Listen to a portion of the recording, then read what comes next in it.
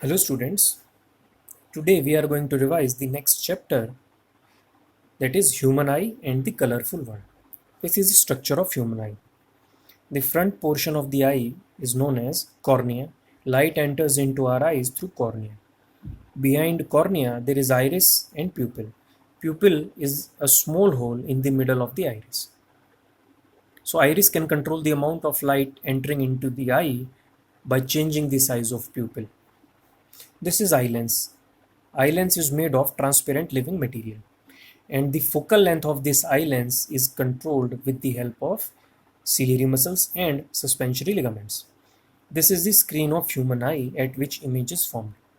When image is formed on the retina, electrical signals are produced, and these electrical signals are sent to our brain by optic nerve. Rods and cones. Rods and cones are light sensitive cells present in the retina of our eyes. तो retina में दो light sensitive sales रहती हैं large number में, जिसको कहते हैं rods and cones. Rods are sensitive to dim light. So rods की हेल्प से हम क्या करते हैं, डिम लाइट में किसी हद तक देख पाते हैं. We can see to some extent in the dim light because of the rod cells present in the eyes. Cones are cone shaped cells present in the retina of an eye which are sensitive to bright light. तो cone cells activate होती हैं bright light में, and it is because of the cone cells that we are able to see different colours. तो हम अलग अलग colours को देख पाते हैं कोन सेल्स की वजह से ही. Accommodation. The ability of an eye to focus the distant objects as well as nearby objects on the retina by changing the focal length of its lens is called accommodation.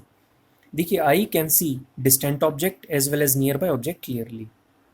यानी eye जो है वो दूर का object भी आराम से देख सकती है और नज़दीक का ऑब्जेक्ट भी आराम से देख सकती है. कैसे? ये जो आई लेंस है इसकी फोकल लेंथ को चेंज करके, और ये ऑटोमेटिकली अपने आप होता है. और जब इसकी फोकल लेंथ अपने आप से चेंज होती है तो क्या होता है, जो दूर ऑब्जेक्ट रखा हुआ है उसकी इमेज भी प्रॉपरली रेटिना पर बनती है, और जो नज़दीक ऑब्जेक्ट रखा हुआ है उसकी इमेज भी प्रॉपरली रेटिना पर बनती है, और ऑब्जेक्ट हमको साफ साफ दिखता है. देखिए, ऑब्जेक्ट हमको तभी साफ साफ दिखेगा, अच्छे से दिखेगा, जब उसकी इमेज रेटिना पर बनेगी. अगर इमेज रेटिना पर नहीं बनती है, उसके थोड़ा पहले बनती है या थोड़ा बाद में बनती है, तो जो ऑब्जेक्ट है हमको वो धुंधला दिखाई देता है, ब्लर्ड विजन जिसे बोलते हैं. Range of vision of normal human I. Now far point. Far point is the farthest point eight which N object is seen clearly by the human आई. यानी फार पॉइंट वो सबसे दूर का पॉइंट है जिसके ऊपर अगर हम किसी ऑब्जेक्ट को रख दें तो जो ऑब्जेक्ट है वो हमको साफ साफ दिखता है. और नॉर्मल आई के लिए इन्फिनिटी होता है, यानी नॉर्मल आई को इन्फिनिटी के ऊपर रखा हुआ ऑब्जेक्ट भी साफ साफ दिखता है. Near point. It is the nearest point eight which an object can be seen clearly by the human आई. यानी वो सबसे नज़दीक का पॉइंट जिसके ऊपर ऑब्जेक्ट रखा हुआ हो तो वो हमको साफ साफ दिखता है. And the near point for normal human I is 25 centimetre. तो अगर 25 सेंटीमीटर से कम डिस्टेंस पर कोई ऑब्जेक्ट रखा हुआ है तो वो हमको साफ नहीं दिखता, ब्लर्ड दिखता है. तो 25 सेंटीमीटर पे रखा हुआ है या बियॉन्ड 25 सेंटीमीटर आगे रखा हो तो साफ दिखेगा, 25 सेंटीमीटर से कम पर नहीं दिखेगा. Defects of vision. First is myopia. If a person is suffering from myopia then he is not able to see the distant objects clearly, but he can see nearby objects clearly. Here you can see this is a myopic eye. Now this myopic eye is looking at a distant object. तो myopia किस वजह से होता है? High converging power of the eye lens. देखिए, due to eye defect what happens that ciliary muscles they are not able to reduce the thickness of the eye lens. तो जब eyes किसी दूर के ऑब्जेक्ट डिस्टेंट ऑब्जेक्ट्स को देखती हैं तो जो आई लेंस है वो थिन होना चाहिए, पर क्योंकि इस आई में एक डिफेक्ट है तो आई लेंस थिन होने की बजाय थिक ही रहता है. थिक आई लेंस की कन्वर्जिंग पावर ज़्यादा होती है. कन्वर्जिंग ज़्यादा होने का मतलब ये जो लाइट रेज हैं, इन लाइट रेज को ये लेंस अपने नज़दीक फोकस करेगा रेटिना पर फोकस करने की बजाय, तो जो ऑब्जेक्ट है वो धुंधला दिखेगा. Now F is the far point of this I, यानी इन्फिनिटी ना हो करके point F is the far point of this myopic eye. तो अगर पॉइंट एफ के ऊपर कोई ऑब्जेक्ट रखा हुआ हो तो इस आई को वो साफ साफ दिखेगा, उसके आगे रखा हुआ हो तो नहीं दिखेगा. Now how can we correct myopia? The reason for myopia is high converging power of the eye lens. Now this high converging power of the eye lens can be reduced by using a concave lens, so this is a concave lens. तो हम spectacles use करते हैं जिनके अंदर concave lens लगा हुआ होता है। तो इस तरह के स्पेक्टिकल्स को यूज करके हम क्या कर सकते हैं, मायोपिया से बच सकते हैं, इसको करेक्ट कर सकते हैं। Now these are light rays coming from distant object. तो देखिए ये आई जो है, ये हमेशा तो ऐसा नहीं होगा ना कि पॉइंट एफ के ऊपर ही रखे हुए ऑब्जेक्ट्स को देखें। इसको मान लीजिए डिस्टेंट ऑब्जेक्ट को देखना है, तो क्योंकि आई में डिफेक्ट है तो क्या होगा, जो इमेज है वो रेटिना के सामने बनेगी और जो ऑब्जेक्ट है वो धुंधला दिखेगा। तो हमने क्या किया, कॉन्केव लेंस यूज किया और उसको ऑब्जेक्ट और आई के बीच में रख दिया। अब देखिए these are parallel light rays coming from distant object. When these light rays passes through this concave lens को एक और नाम से जानते हैं diverging lens.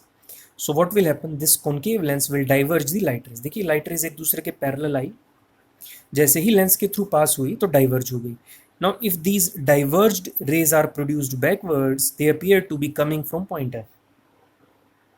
Now if light rays appears to be coming from point F, then the image of the object at F, it will be formed on retina and this object will be seen clearly. तो हम ऐसा मानते हैं कि जो virtual image है उस object की जो इन्फिनिटी पर रखा हुआ है वो F पर बन रही है। देखिए ऑब्जेक्ट है इन्फिनिटी पर और जो उस ऑब्जेक्ट की वर्चुअल इमेज है वो बनी पॉइंट F पर, और F के ऊपर रखी हुई चीज़ों को या F के ऊपर से आती हुई लाइट रेज को जो आई लेंस है वो आराम से रेटिना पर फोकस कर सकता है और ऑब्जेक्ट साफ साफ दिखता है। So that is how myopia is corrected. तो जब ये कॉन्केव लेंस हम चूज करते हैं तो इसकी फोकल लेंथ हमको ऐसे देखनी है, ऐसे चूज करनी है कि जो ऑब्जेक्ट इन्फिनिटी पर रखा हुआ है उसकी वर्चुअल इमेज पॉइंट एफ पर बने, जो कि इस आई का फार पॉइंट है। Next I defect is hypermetropia. If a person is suffering from hypermetropia, he is not able to see the nearby objects clearly, but he can see distant objects clearly. देखिए, this is a hypermetropic eye. N is the normal point of the eye, that is 25 centimetre. तो ये hypermetropic आई है और ये एक ऐसे object को देख रही है जो कि 25 सेंटीमीटर डिस्टेंस पर रखा हुआ है। तो क्या होगा, इस ऑब्जेक्ट की जो इमेज है वो रेटिना पर ना बन के रेटिना के पीछे बनती है। और इसका रीज़न क्या है कि जब आईज नियर बाय ऑब्जेक्ट्स को देखती हैं तो जो आई लेंस की थिकनेस है वो ज़्यादा होनी चाहिए, लेकिन क्योंकि इस आई में डिफेक्ट है तो थिकनेस ज़्यादा होने की बजाय कम है, यानी this is a thin lens. It should have been a thick lens but due to eye defect it is still a thin lens. Thin lens की जो कन्वर्जिंग पावर है वो कम होती है, मतलब ये लाइट रेज को अपने से दूर फोकस करेगा और वो पॉइंट है रेटिना के पीछे। तो इमेज रेटिना पर नहीं बनेगी तो क्या होगा, हमको जो ऑब्जेक्ट है वो धुंधला दिखेगा, साफ नहीं दिखेगा।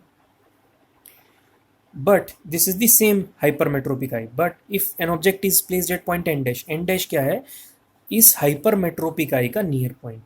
तो अगर यहाँ पर ऑब्जेक्ट रखा हुआ हो एन डैश के ऊपर तो इस ऑब्जेक्ट की इमेज जाकर के प्रॉपरली रेटिना पर बनती है और ऑब्जेक्ट जो है हमको साफ साफ दिखता है। तो हाइपरमेट्रोपी का कारण क्या हुआ, low converging power of the eye lens. तो अगर किसी तरीके से हम इसकी कन्वर्जिंग पावर को बढ़ा पाएँ तो जो इमेज है वो रेटिना पर जाकर के बन जाएगी और ऑब्जेक्ट जो है हमको साफ साफ दिखेगा। तो कैसे बढ़ाएं, एक और कॉन्वेक्स लेंस यूज करते हैं। Now this is the near point, that is 25 centimetre distance. अब यहाँ ऑब्जेक्ट रखा हुआ है, अगर ये लेंस यहाँ ना रखा होता तो जो इस ऑब्जेक्ट की इमेज है वो रेटिना के पीछे बनती और ऑब्जेक्ट जो है हमको धुंधला दिखता है। अब हमने क्या किया, कन्वर्जिंग लेंस, कॉन्वेक्स लेंस को कन्वर्जिंग लेंस भी बोलते हैं। तो जैसे ही लाइट रेज इस लेंस के थ्रू पास होंगी तो कन्वर्ज होंगी, देखिए एक दूसरे के क्लोज आ गई। अब इन कन्वर्ज्ड लाइट रेज को जब हम पीछे की तरफ प्रोड्यूस करते हैं तो ऐसा लगता है कि जैसे light rays point N dash से आ रही हैं, और एन डैश क्या है, near point of the hypermetropic eye. तो अब अगर लाइट रेज इस पॉइंट से आती हुई लग रही हैं तो ये तो आराम से फोकस हो जाएंगी रेटिना पर जाकर के और ऑब्जेक्ट जो है हमको साफ साफ दिखेगा। तो देखिए एन डैश पर वर्चुअल इमेज बन रही है उस ऑब्जेक्ट की जो पॉइंट एन के ऊपर रखा हुआ है। तो this is an optical illusion.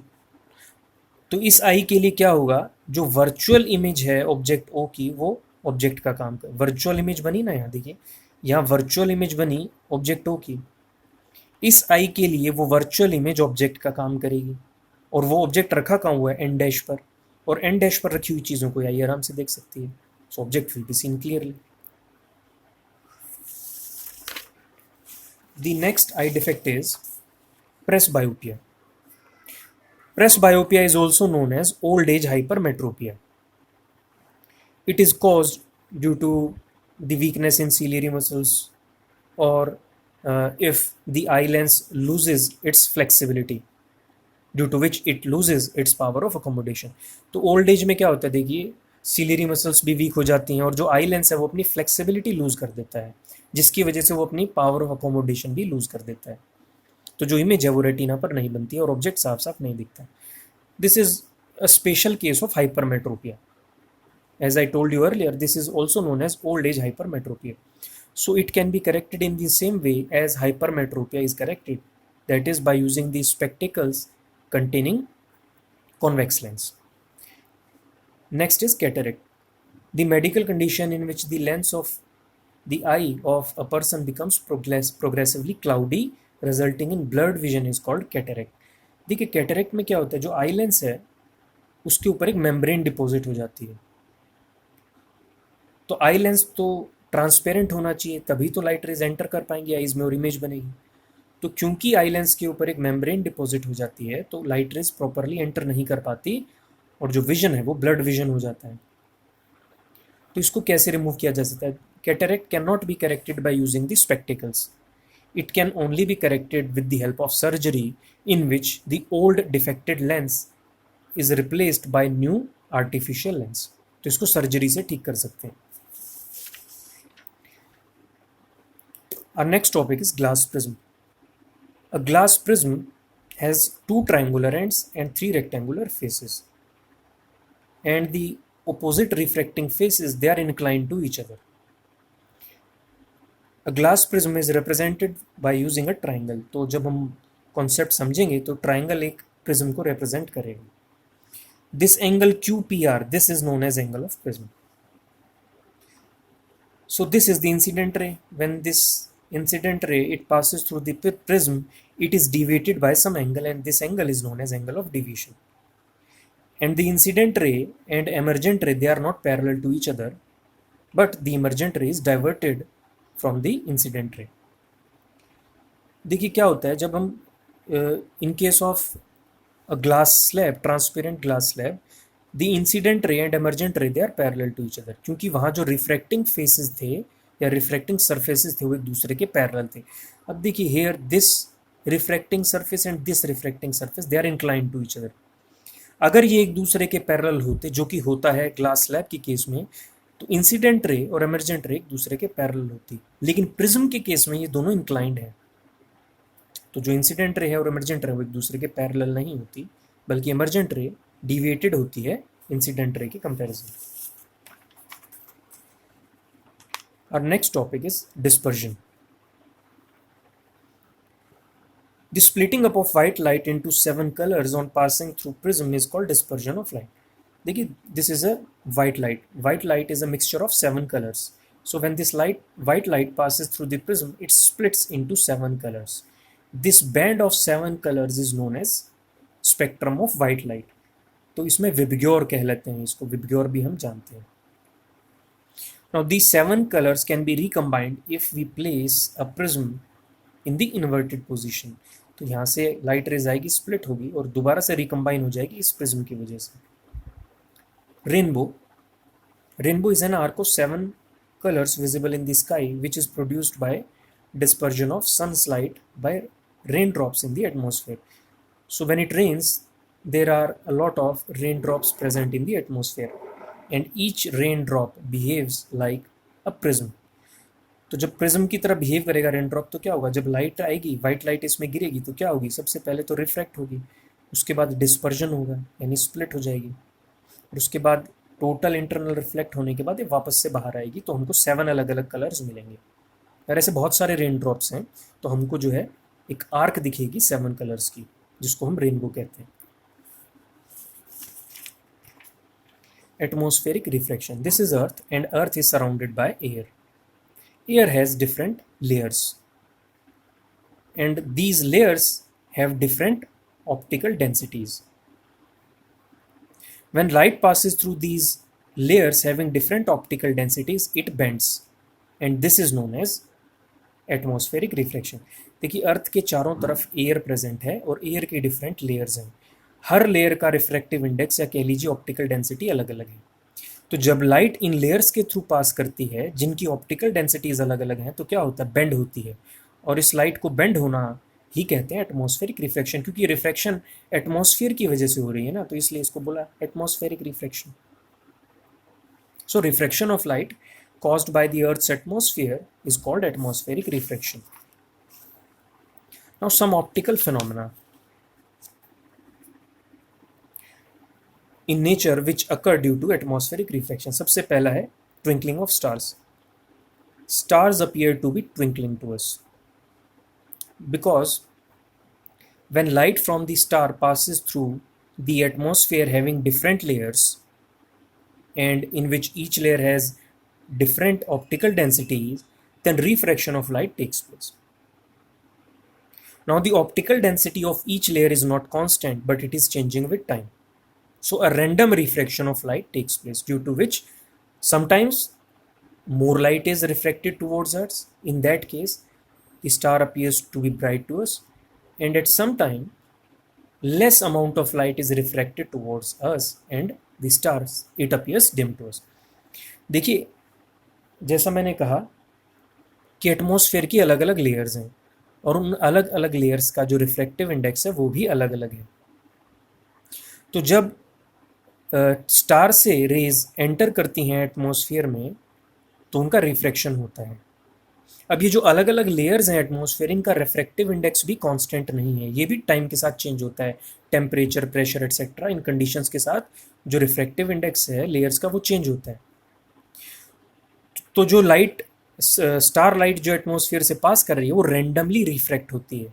मतलब कभी तो ज़्यादा रिफ्रैक्ट हो जाएगी हमारी साइड, उस केस में हमको जो स्टार है वो ब्राइट दिखेगा, और नेक्स्ट मोमेंट क्या होगा कि वो कम अमाउंट ऑफ लाइट जो हमारी तरफ आ रही है वो कम हो जाएगी रिफ्लेक्शन की वजह से, तो हमको स्टार जो है डिम दिखेगा.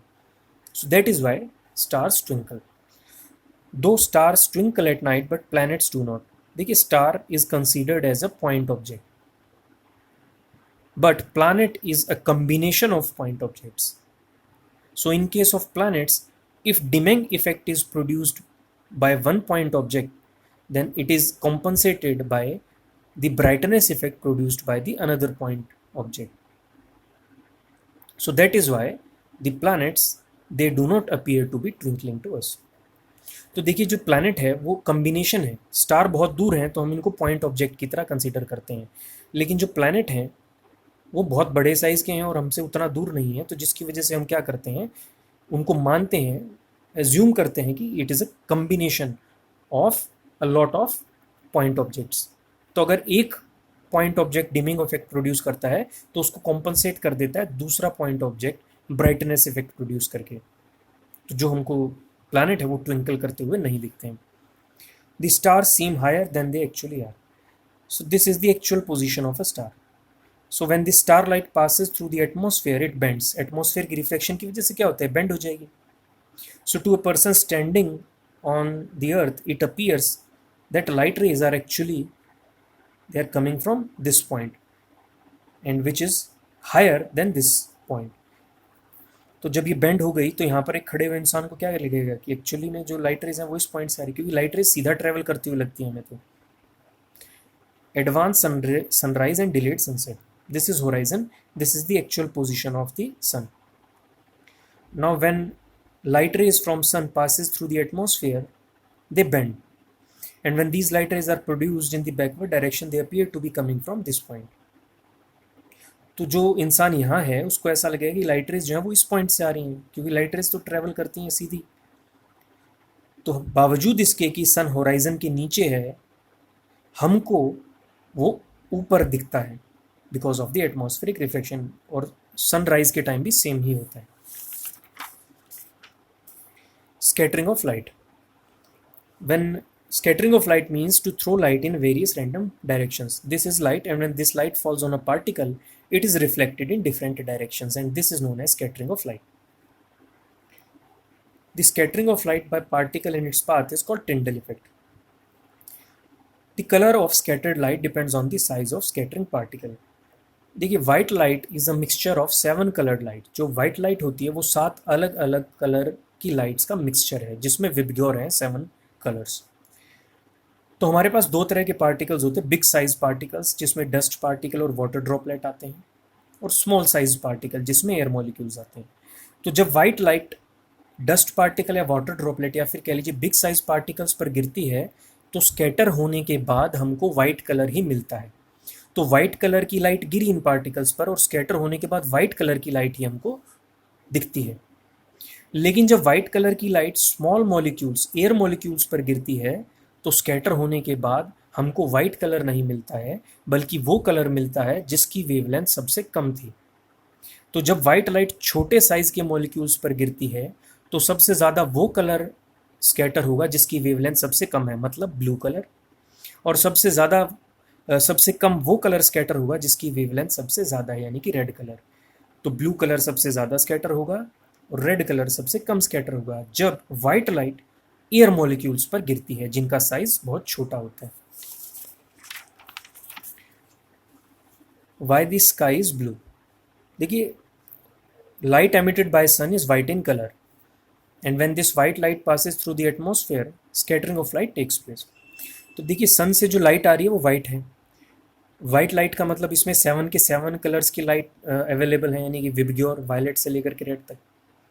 तो जब ये लाइट एटमॉस्फेयर से पास करती है तो जो एयर के मॉलिक्यूल्स हैं वो सबसे ज़्यादा उस कलर को स्कैटर करते हैं जिसकी वेवलेंथ सबसे कम है, यानी कि ब्लू कलर को. तो ब्लू कलर है वो सबसे ज़्यादा स्कैटर होगा तो ब्लू कलर ही हमको सबसे ज़्यादा दिखेगा.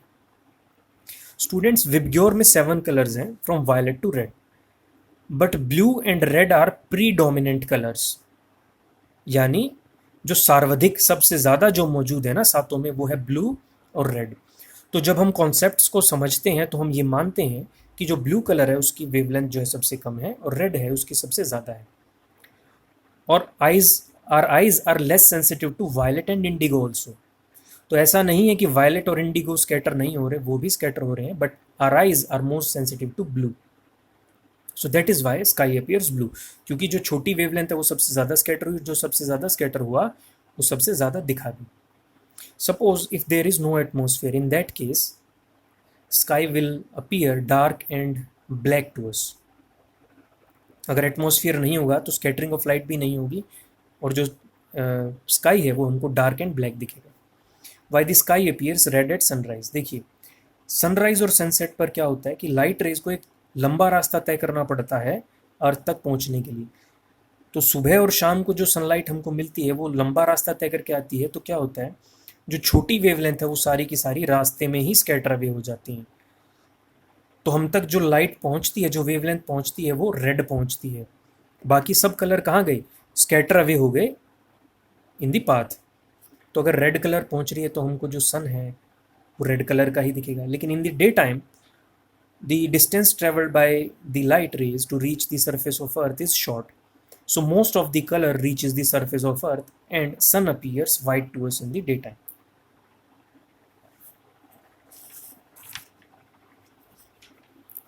Now this is an experiment to study scattering of light. Now these are the rays of white light. When these rays they passes through this colloidal solution, एक colloidal solution है, so scattering of light takes place. And the color having the shortest wavelength will be scattered the most. तो यानी सबसे ज़्यादा कौन सा colour यहाँ scatter होगा, ब्लू कलर स्कैटर होगा. तो ब्लू कलर स्कैटर होगा तो ये सॉल्यूशन जो है, ये कोलॉइडल सॉल्यूशन, ये हमको ब्लू कलर का दिखने लग जाएगा. It will glow blue colour. और जो बड़ी वेवलेंथ है, रेड वेवलेंथ है, वो क्या है, वो पास हो जाएगी और फोकस होगी यहाँ पर जा करके, तो हमको रेड कलर का पैच मिलेगा. तो छोटी वेवलेंथ आप देख रहे हैं स्कैटर हो गई, और जो बड़ी वेवलेंथ वो पास कर गई बिना स्कैटरिंग के और रेड कलर का पैच मिल गया. Thank you. Also these are some assignment questions for you. Thank you.